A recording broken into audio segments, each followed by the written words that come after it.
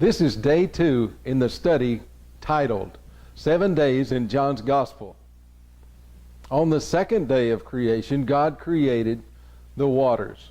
He separated the waters which were below from the waters which were to be above in the firmament above.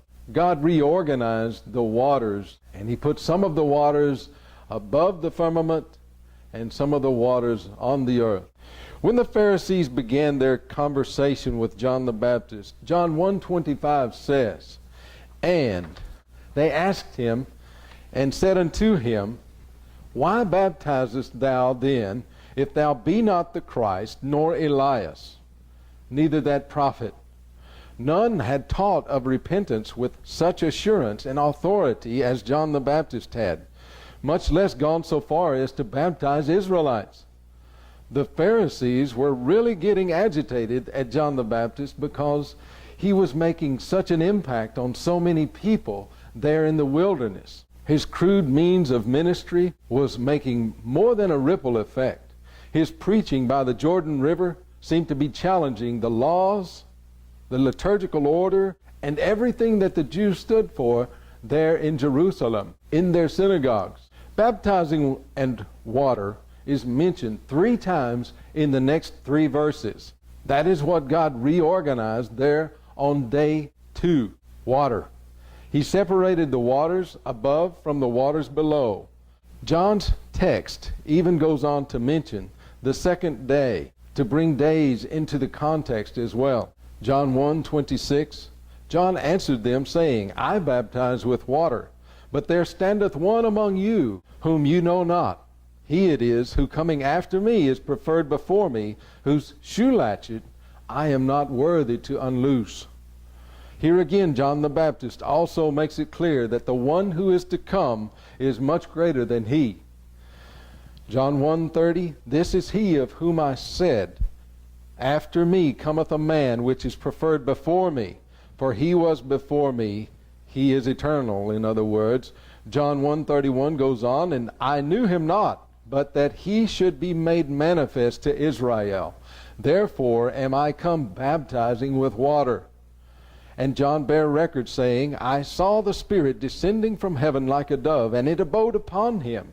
And I knew him not. But he that sent me to baptize with water, the same said unto me, Upon whom thou shalt see the Spirit descending and remaining on him, the same is he which baptizes with the Holy Ghost. And I saw and bear record that this is the Son of God. John the Baptist's calling was to preach the baptism of repentance to Israel. This one true God that sent him also told him that the one he saw the Spirit abide upon would be the one who would baptize believers with the Holy Ghost and with fire.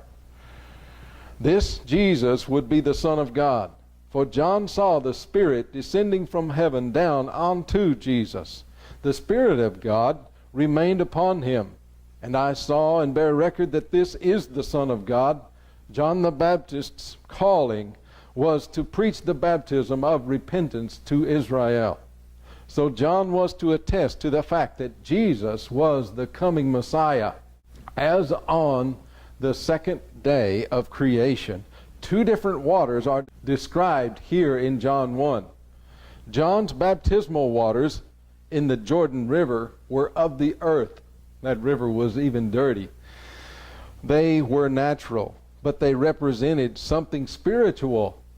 John the Baptist's baptismal waters and washing represented 2 things: the birth of one from the womb, and secondly, it represents one's body and soul being washed. To explain the first one, when a child is born, water from the womb precedes the child out of the birth canal. Thus, all of this is building upon the idea introduced in John 1:13. That verse says that those who received Jesus were born not of blood, nor of the will of the flesh, nor of the will of man, but born of God. The baptism at one's repentance represents this spiritual birth, which is of God. And to explain the second part, Explanation number 2, baptism represents the washing away of all wickedness. It is the purifying of one's soul. Just as man is made in 3 parts in the image of God, the first 2 parts, the body and soul, will begin to be purified.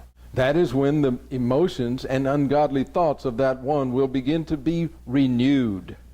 Light will flood into their soul in the form of truth and love by the Holy Spirit, which is given to them. Baptism is the answer to each soul's need to be made spiritual. The light of Christ, the washing from the Father's righteousness, and the indwelling of the Holy Spirit will all happen to the believer when he receives Jesus, the true Son of God. He or she must then be baptized in the name of the Father, the Son, and the Holy Ghost, which will represent what has happened spiritually. This baptism of repentance is a testimony stating that that individual is born of God and made into a new spiritual being. Baptism for that individual who repents is a request that his spirit be regenerated by God. Baptizing someone is a symbol of the old sinful nature of that individual dying when their body is submerged.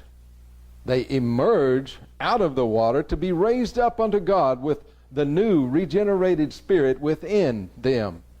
They are quickened to be a new spiritual creation, thereby enabled to interact with the supernatural Creator. John the Baptist's preaching about being baptized was even more revolutionary than preaching repentance. It certainly helped each and every believer to be assured of their cleansing from God. It was a tangible event that helped affirm their position with their Creator.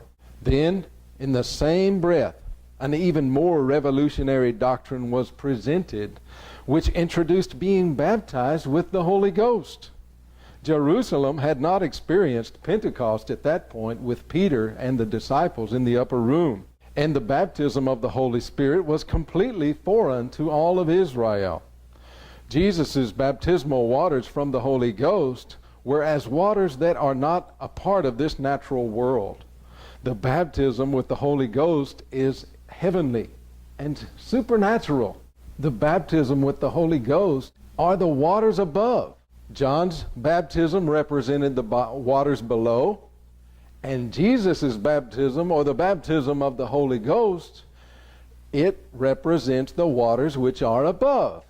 Thus we have 2 examples, one natural and one supernatural, there in the story of creation. You'll see that that pattern continues throughout these first 3 chapters of John. Did you know that Jesus did baptize people in the Holy Ghost?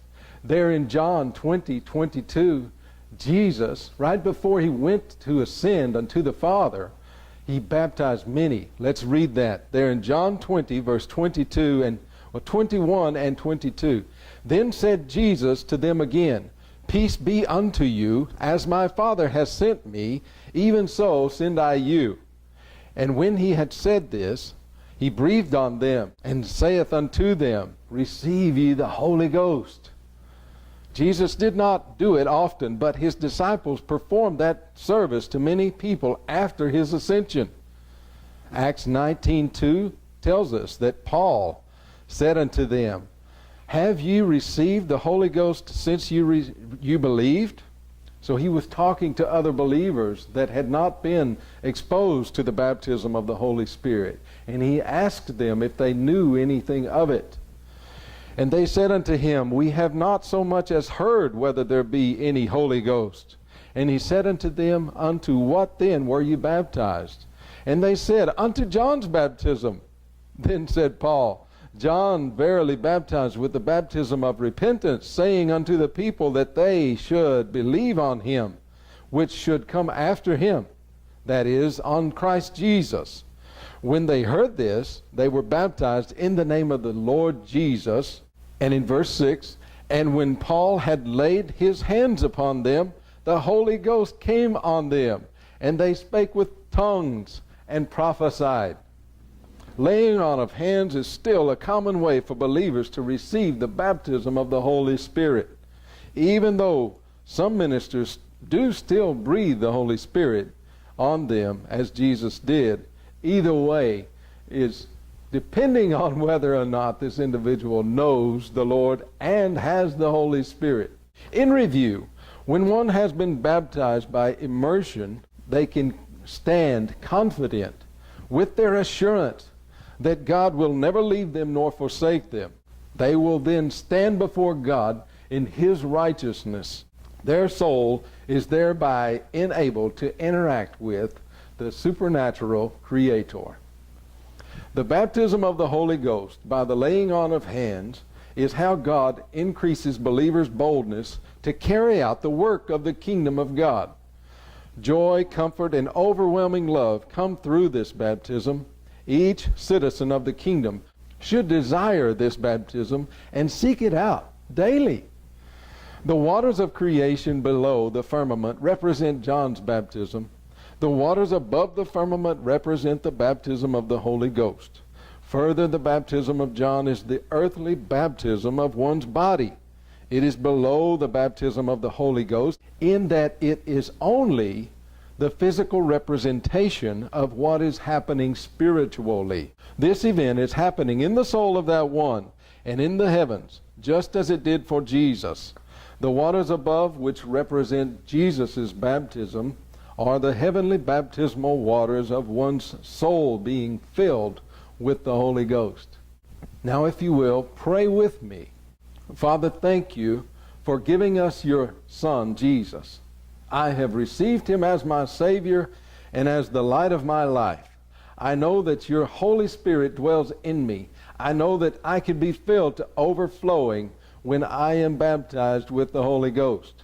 I desire to be filled with joy and comfort and love in that way.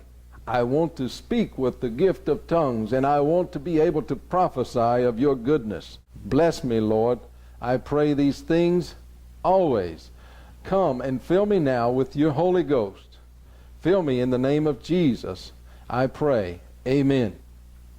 After praying this, one should wait upon the Lord, expecting his peace to come over them.